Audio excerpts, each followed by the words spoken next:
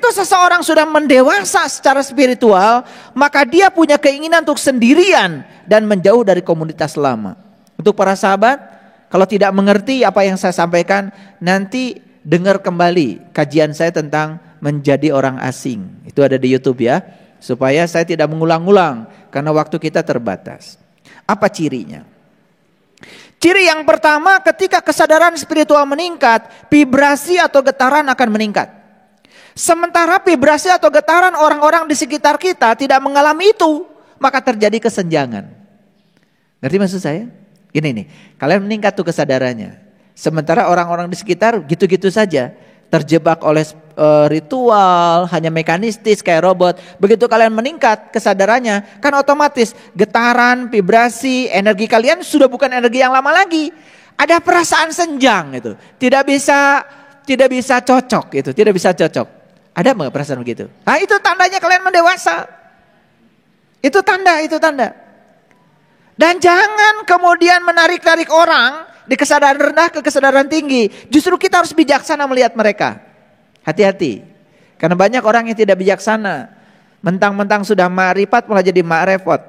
Ya mulai ya merendahkan orang lain yang tidak sama dengan dirinya. Hati-hati, itu tidak berkesadaran itu namanya. Jadi ada kesenjangan. Nah ketika ada kesenjangan itu otomatis ya ada ketidaknyamanan. Nah oleh karena itu maka akan mencari otomatis teman-teman yang sama frekuensinya. Nah itulah pentingnya sebuah komunitas untuk menyalurkan ya kerinduan itu. Ya. Yang kedua, ciri yang kedua, menghabiskan waktu bersama komunitas lama akan terasa melelahkan. Jadi gini. Di komunitas lama kan kalian nyaman sekali ngomongin orang. Bahkan di tempat ngaji. Ngomongin tas orang. Ngomongin dandangan orang. Jika perlu ustadznya pun diomongin itu. Betul gak? Itu pecinya ustadz itu kemana? Katanya tiap ceramah gak pakai peci. Diomongin.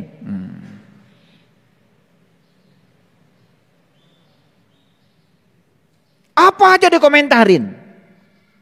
Datang yang baru terlambat. Ibu itu terlambat.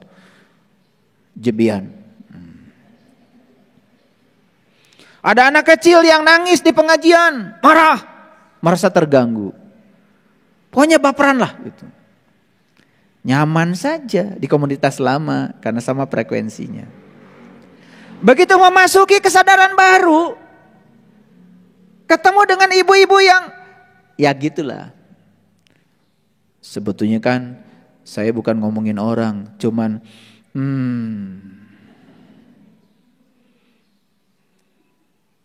saya enggak gibah kok, cuma gak nyaman. Itu pengen segera meninggalkan, rasanya lelah tinggal di situ. Karena apa? Ada kesenjangan frekuensi. Gitu nggak kalian? Nah kalau gitu berarti tanda sudah mulai mendewasa. Berbanding luruslah dengan uban. Ya. Nah terutama ketika komunitas lama itu memancarkan energi yang negatif, vibrasi yang negatif, terasa banget. Maaf ya, maaf. Misalnya kita memasuki suatu kajian. Kemudian disampaikanlah kajian-kajian tentang pahala, surga, neraka, ya. Yang frekuensinya rendah.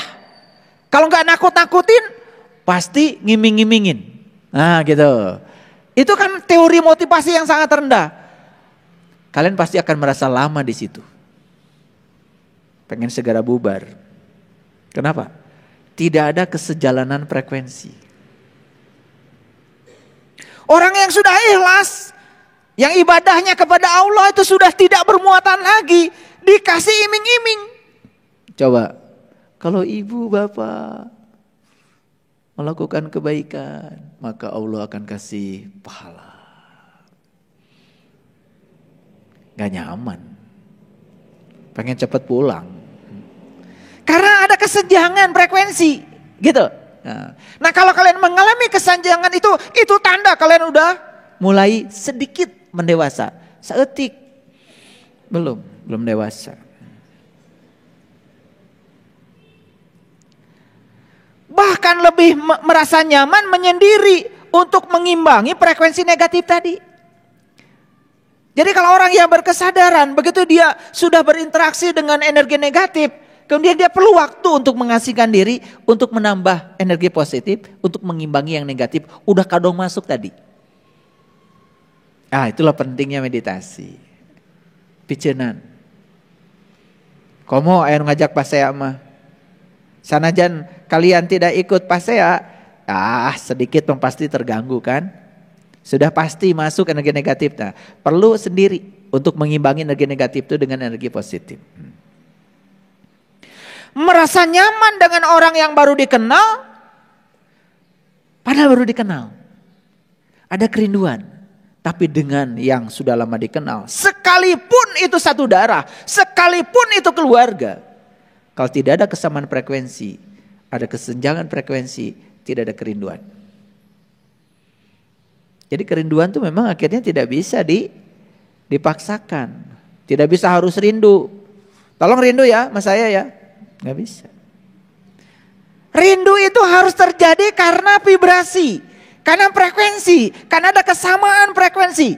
Begitu tidak ada kesamaan frekuensi, tidak ada kerinduan. Jadi gak bisa dipaksakan. Ya.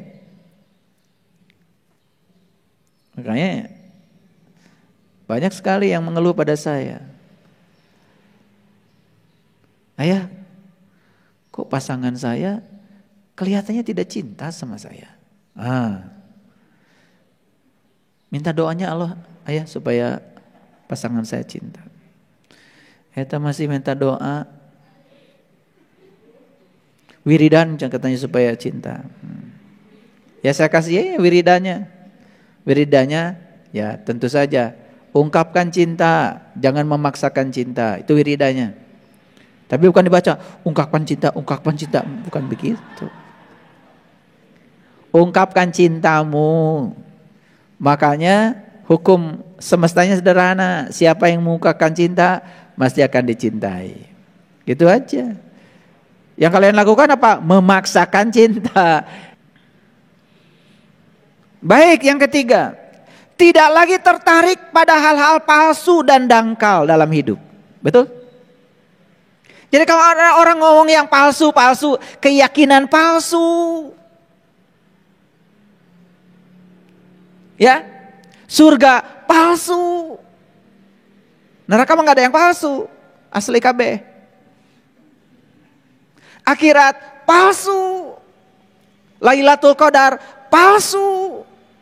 Nah, ketika ada yang palsu-palsu itu tidak tertarik lagi. Sudah palsu, dangkal lagi. Tidak tertarik lagi. Kenapa? Karena udah tahu yang asli. Sok. Nu terang tas asli. Dia bisa tahu mana tas palsu. Anak saya itu yang paling besar, Teh Putri, mau tas kayak apapun kesamaannya dengan yang asli, tetap aja dia tahu itu palsu. Kenapa? Karena dia tahu yang asli. Makanya orang yang senang pada yang palsu, itu tandanya masih palsu. Karena orang yang sudah tahu yang asli, tidak tertarik pada yang palsu. Orang yang senang berbicara kedangkalan itu tandanya masih dangkal. Karena orang yang sudah masuk di kedalaman, dia tidak tertarik lagi bicara soal yang dangkal-dangkal. Lamun ka laut teh. Di laut masuk eta mutiara. Di mana mutiara teh? Eta pabalatak di pantai. Oh mohon itu teh mutiara. Tuh, karena tidak tahu mutiara. Tertarik pada cangkang mutiara. Tapi orang yang sudah tahu mutiara mah di pantai itu mutiara mah ada di kedalaman. Betul enggak? Iya. Dia tidak akan tertipu. Ulangi ya, ulangi. Orang yang masih tertarik pada hal-hal palsu berarti dia masih palsu, belum tahu yang asli. Orang yang tertarik pada hal-hal yang dangkal itu tandanya masih dangkal, belum pernah menyelami kedalaman. Tetapi pesan dari saya satu, sekalipun kita sudah tahu kedalaman, kalau kita diajak bicara yang dangkal-dangkal, tetap harus hormat sama mereka yang dangkal. Tidak usah memaksakan mereka harus tahu yang ada di kedalaman. Malam yazuk lam ya'rif, yang tidak ngalamin tidak akan paham. Tetap kita harus menjaga rasa hormat pada siapapun. Lebih tertarik pada hal-hal yang alami, yang tulus, yang bersih, yang penuh dengan kemurnian. Betul gak? Senangnya yang alami. Tahu alami? Alami itu gak dibuat-buat gitu. Alami aja. Kalau mau senyum, alami aja. Gak usah 2 cm ke kiri, 2 cm ke kanan, gak usah. Ya memang bibirna berasa belah kumaha. Ya seadanya aja. Alami aja. Karena keikhlasan itu tidak bisa diukur dari simetrinya bibir. Gak bisa. Jadi alami, tulus, bersih. Kalau datang ke rumah saya, kemudian di rumah saya ngerepotin, gak usah. Ayah mohon maaf ngerepotin. Ya memang kok ngerepotin. Gak usah banyak ngomong gitu deh. Udah aja, bantuin. Piring kotoranmu ya kedapurkan paling tidak, walaupun tidak dicuci ya kedapurkan atuh. Iya mah ayo punten ngerepotkeun, tapi teu ngalakukeun naon. Bika sebelen. Itu namanya. Maaf ya, maaf. Jadi tertarik pada hal-hal yang alami, tulus, bersih, penuh kemurnian. Ngerti maksud saya? Iya. Habis makan, ya maaf ya ngerepotin. Bukan gitu. Bawa piringna ke dapur. Bersihkan ke sorangan. Gak usah ngomong. Maaf ngerepotin. Memang ngerepotin. Apalagi gak mau ada kontribusi apa-apa. Ngerti maksud saya? Coba belajar yang alami deh. Itu saya kadang-kadang lihat orang katanya ngaku spiritualnya tinggi, nyimpan bekas minum aja. Hanya bekas minum. Eta cangkangna tinggal picen. Maaf ya ngerepotin. Bekas minum didinya nya ngerepotin. Ini maksud saya. Coba yang palsu-palsu gitu tuh, aduh jangan terlalu banyak basa-basi deh. Ngerti maksud saya? Ini harus saya omongin karena kadang-kadang ngaku spiritual tinggi tapi yang gitu aja gak jelas. Kalau datang ke rumah orang jelas merepotkan. Gak usah minta maaf merepotkan. Tinggal bantu supaya tidak terlalu repot. Gitu. Itu rada dewasa. Cing tong jika budak letik wae atuh. Selanjutnya, lihat saya semua. Ciri spiritualnya sudah berevolusi, mendewasa, kesedihan yang mendalam, mudah hanyut dalam penderitaan orang lain yang kesusahan. Jadi kalau kalian lihat orang susah, menderita, biasa-biasa wae, komo ngabantu mah ngarasakeun we kasusah batur eueuh. Hayang nyiwit. Kudu diciwit juga namanya eta nu kitu. Mengaku sudah dewasa. Mengaku sudah banyak majelis taklimnya, udah syar'i banget. Tetapi cara memperlakukan orang lain seperti itu, tidak peduli pada kesusahan orang. Jangan mengatakan kita sudah mendewasa. Sekarang saya mau nanya jujur nih. Ada gak kesedihan mendalam, mudah hanyut dalam penderitaan orang lain, terutama melihat yang ada gak? Ada aja walaupun belum membantu, itu udah bagus itu. Lebih bagus lagi bukan sekedar ada, tetapi ingin membantu meringankan penderitaan orang lain. Karena apa? Semua makhluk hidup itu cuma 2 keinginannya. 1, memperoleh kebahagiaan. Yang kedua terbebas dari penderitaan. Kabeh ge sami kahayangna dengan 2. Ingin mendapatkan kebahagiaan dan terbebas dari penderitaan. Paham? Oke. Nah, menyadari begitu banyak penderitaan di muka bumi, ingin membebaskannya. Lihat saya semuanya. Lihat anak-anak tidak sekolah. Ada gak rasa empati dalam diri? Ada?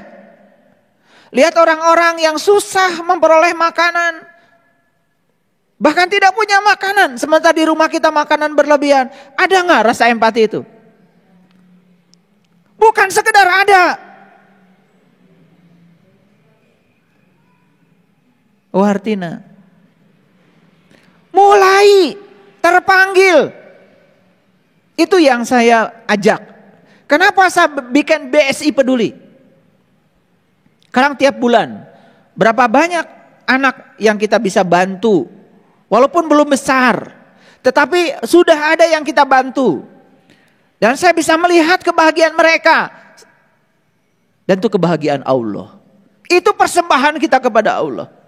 Yang sebenarnya. Ayo kita semangat. Kalau bikin sesuatu jangan hangat-hangat. Tai ayam apa? Enggak sopan ya. Sebetulnya semua kotoran juga pertama keluar makan hanet. Lain tai ayam unggul. Saya nggak tahu yang bikin peribahasa itu gimana. Mungkin kalau hangat-hangat tai orang kan menjadi kurang enak ya. Hangat-hangat tai ayam gitu aja. Ya jangan cuma sebentar hangatnya itu kemudian hilang kembali hangatnya. Itu semangat itu harus terus ada karena yakin setiap pemberian itu akan berbuah penerimaan. Makanya kuncinya cuma satu, terima kasih. Apa yang diterima kasih. Sadar itu kalimat itu. Ya. Thank you. Saya nggak tahu karena saya tidak menyelami kalimat itu. Tapi terima kasih itu bahasa kita. Terima kasih. Terima kasih. Apa yang kamu terima? Kasih. Keren banget. Itu bahasa leluhur kita tuh keren banget. Yang kedua, merasa bertanggung jawab untuk mengambil bagian dan misi yang menyelamatkan orang-orang yang menderita. Jadi kita harus masuk dalam misi itu. Jadi saya membuat komunitas namanya Bumi Spiritual Isbatul Yakin. Ada visinya, ada misinya. Dan misi yang paling utama adalah menebar cinta kasih dan kebahagiaan. Menebarkan harmoni dan toleransi. Makanya itu tercermin ya dalam ragunya Mars Isbatul Yakin. Dan itu sesekali ya kalau lihat YouTube, coba kalian ikut nyanyi. Biar semangat ya. Gak apa-apa sendiri juga di rumah. Gak usah nunggu milad. Nyanyi. Selami itu maknanya. Ya. Menebar cinta kasih dan kebijaksanaan. Itu salah satu misinya. Yang kedua apa? Ya, membangun toleransi dan harmoni. Itu. Ayo ikut terlibat di sini. Ikut merasa bertanggung jawab untuk mengambil bagian dalam misi menyelamatkan orang-orang yang menderita. Tong cicing wae. Ayo nyonyoh HP. Cicing wae. Ayo keluar dari sarangnya. Lakukan sesuatu mumpung masih bernapas. Lakukan sesuatu sekarang.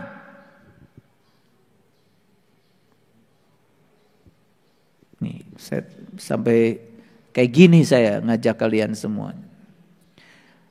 Selanjutnya, ciri yang sudah mendewasa, menua dan mendewasa, mempunyai keinginan yang tinggi untuk membuat dunia menjadi tempat yang lebih baik. Piraku atuh. Dimanapun kalian tinggal, masa tidak ada sedikit pun keinginan tergerak untuk mempercantik dunia yang sudah cantik ini. Makanya istilah leluhur kita memayu hayuning bawono. Mempercantik dunia yang sudah cantik. Ayo deh ikut kontribusi mempercantik dunia yang sudah cantik ini. Tong cicing wae.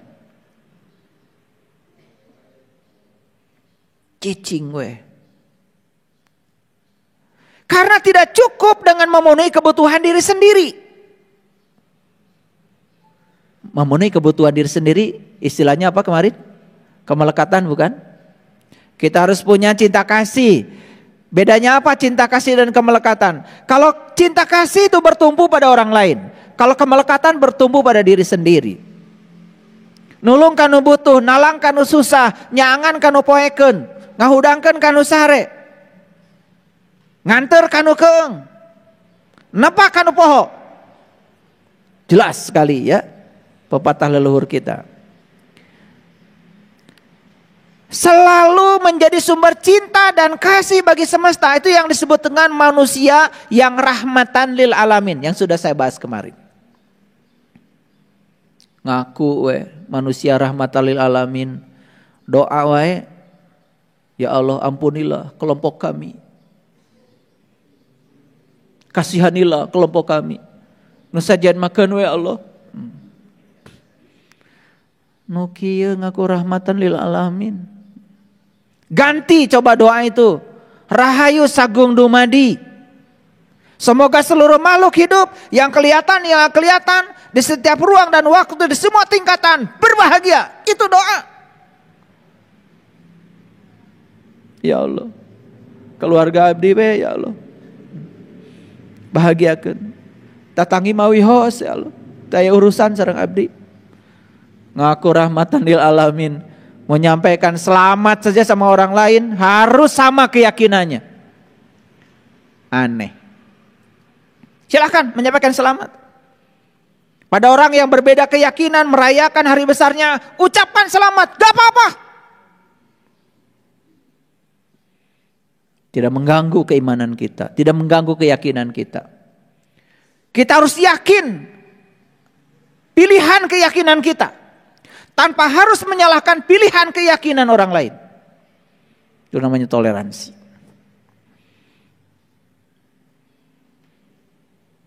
Menyadari bahwa kehadirannya di dunia ini untuk melakukan perubahan. Kita datang ke semesta ini untuk melakukan perubahan. Dari mana perubahan dimulai? Dari Anda sendiri. Dari situ mulainya. Makanya kalau ada masalah, jangan cari jalan keluar. Cari jalan ke dalam. Selama ini salah selalu. Kalau ada masalah cari jalan keluar. Makanya keluar wae. Nyalahkeun batur. Kalau ada masalah cari jalan ke dalam. Lihat saya semuanya. Tadi pagi saya dapat WA macam-macam. Ya. Ada yang tanya, ayah gimana jalan keluarnya? Tuh pertanyaan ini salah. Kalau ada masalah cari jalan ke dalam, jangan cari jalan keluar. Anak saya nakal, gimana jalan keluarnya? Nyalahkan budak. Kalau jalan ke dalam, enggak. Jangan-jangan anak saya mewarisi sifat saya. Jangan-jangan anak saya adalah potret dari saya.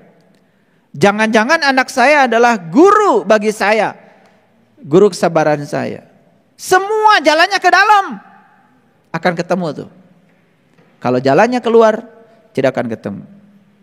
Punya utang, jangan cari jalan keluar, cari jalan ke dalam. Kenapa saya bayar hutang? Tanya dirimu, ada apa? Jangan-jangan ada blocking mental di dalam dirimu yang salah. Karena unggal poe mikiran hutang. Makanya jangan mikirin hutang, berpikir berkelimpahan. Kalau mau berpikir hutang, akan datang potensi-potensi hutang. Kalau berpikir berkelimpahan, hutang kabayar, tabungan nambah. Dirubah cara mikirna.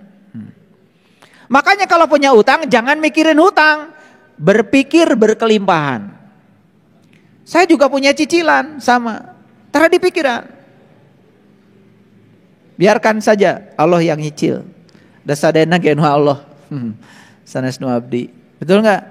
Iya, makanya kalau ijab kabul di leasing, ya Allah, ieu motor teh sanes nu abdi kagungan Allah.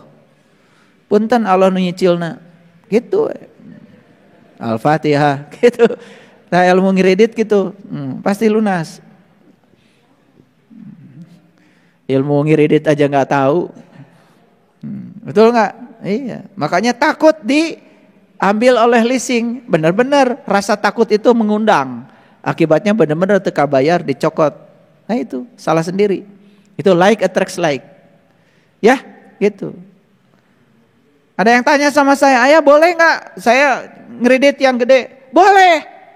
Udah mulai numere, lo mau percaya mah.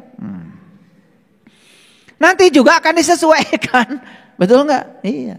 Mau ngeredit uang 5M ke bank boleh?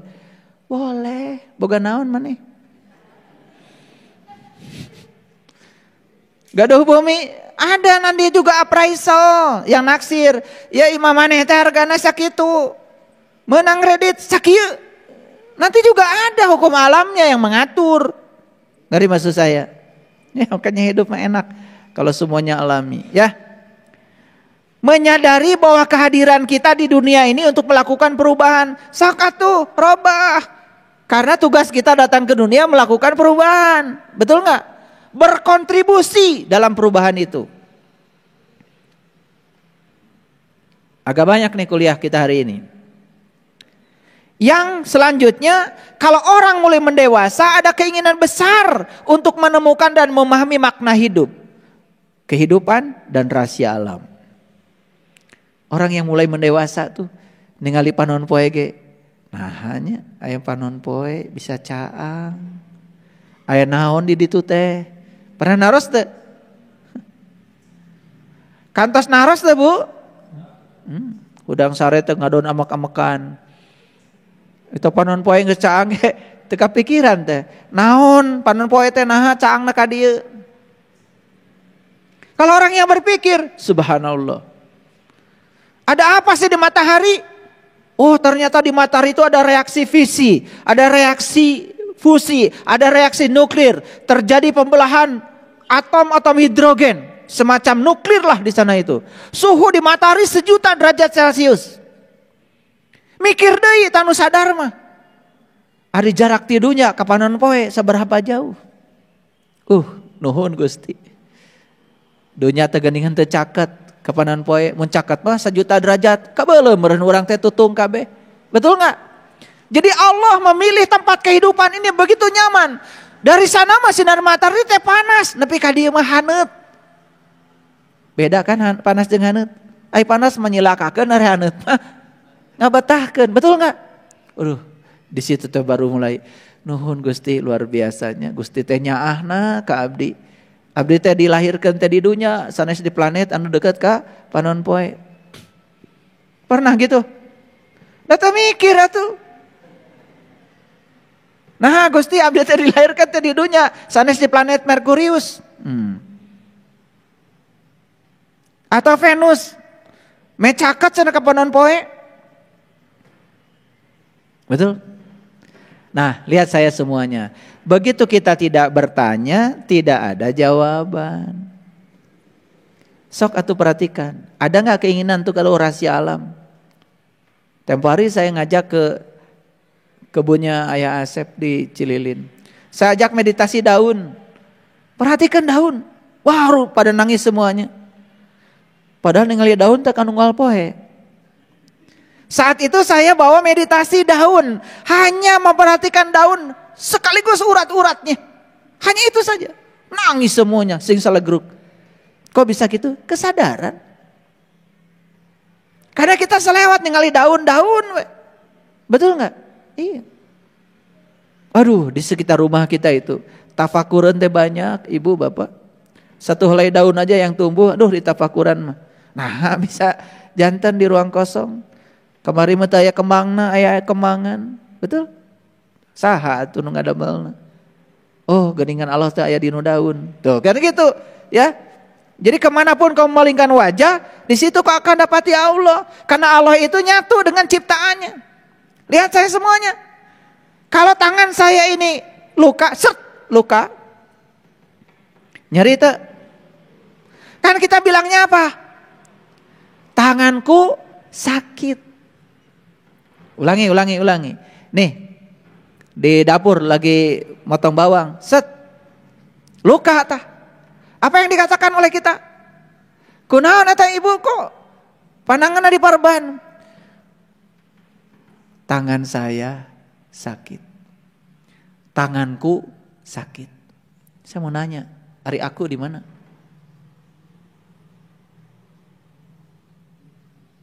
Tuh kan tersadar.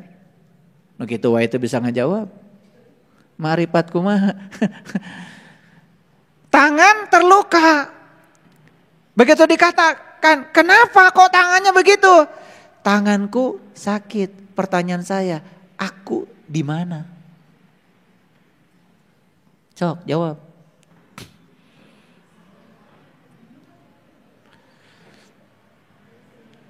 Terus aku teh yang mana? Kenapa bilang tanganku sakit? Apakah aku itu tangan? Apakah tangan sama dengan aku? Tidak nyawa gengs, liar. Betul nggak? Kalau di tapakuran, tanganku sakit dengan kesadaran. Aku teh yang mana? Apakah aku di tangan? Apakah aku sama dengan tangan? Apakah tangan sama dengan aku? Kok ketika tanganku sakit, aku terlibat? Jadi aku di mana? Yuk. Tuh, aku bukan tangan. Tetapi aku memiliki tangan. Dan tangan bukan aku. Tapi aku selalu eksis di setiap ciptaannya. Tangan kan ciptaan aku. Berarti aku eksis dalam ciptaannya. Jadi aku teh di mana? Meliputi semua ciptaannya. Tuh, merhatikan lengan anu ka gores bawang ge, nepi teh ka Allah. Tepang sareng Allah. Makanya kemanapun kau melingkan wajah, kamu akan selalu mendapati wajahnya Allah. Kahartos teh. Kunaon Bu eta nyengir wae? Kepalaku sakit, di mana aku? Di mana aku? Menyatu dengan kepala. Tapi kepala aku sanes. Da aku mah tara nyeri sirah. Nyeri sirah mah maneh lo bating mikir. Kan aku mah tidak pernah sakit, tidak pernah. Betul enggak? Aku tuh tidak pernah tidur, gak pernah ngantuk, tidak pernah sakit, tidak pernah apa. Tapi kenapa kamu membawa-bawa aku? Kepalaku sakit. Aduh sakit hatiku. Mau aku wae cenah cek Allah teh. Betul enggak? Gitu. Tapi dah memang begitu. Allah itu eksis dalam setiap ciptaannya. Paham ya? Oke. Dia sekarang ada keinginan besar untuk menemukan dan memahami makna hidup.